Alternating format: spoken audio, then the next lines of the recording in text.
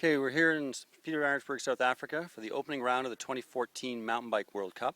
Talking with Emily Batty from Trek Factory Racing, Canada's women's national cross-country champion.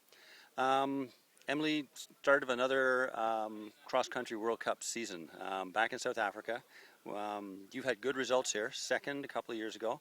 So how are you feeling about the course, and because it's a new course, and overall your condition going into this race? Yeah, like you said, it's a new track and they've made some significant changes.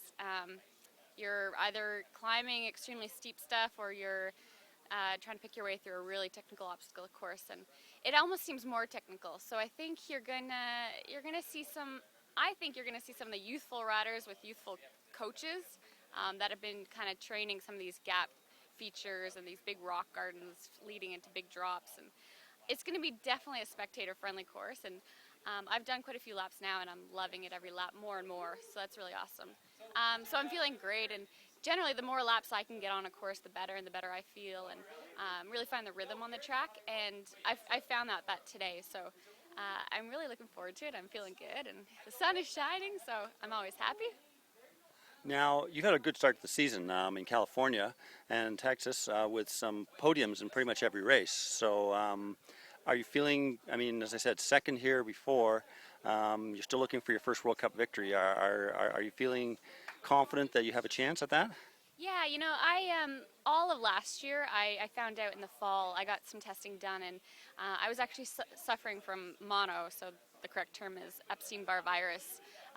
So last year I really struggled with health, but all fall, all winter, and all spring now I've seemed to have kicked that, and Adam and I were back in Tucson training, so we just used the first couple U.S. Cups to really get that speed back for racing, and I think it showed. It was consistent, but it definitely, those few races, physically I've stepped it up quite a bit since then. So yeah, good sensations on it with a post-second result here in South Africa, and the crowds are great. It's going to be even bigger, I think, this year, and Red Bull's doing an amazing job with the media coverage and providing that exposure to the rest of the world, which is great to see. And yeah, so we'll find out Saturday, but I'm really looking forward to it.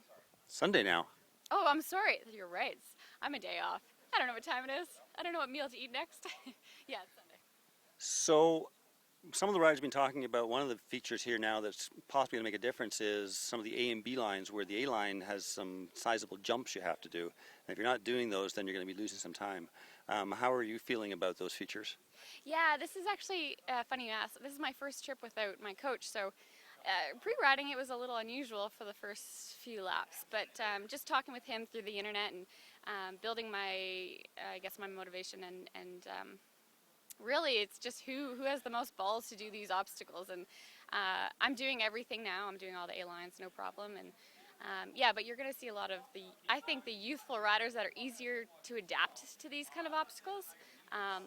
There's a lot of good vibes and a lot of, still timid vibes out there, so I really look forward to it. I think the A lines are always a little quicker, of course, but a lot of the B lines too. It's more like a 1 and a 2 line, because the second line isn't any easier. It just might be a rock garden opposed to a gap jump.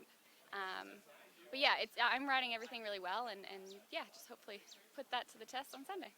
Good. Well, good luck. Thank you.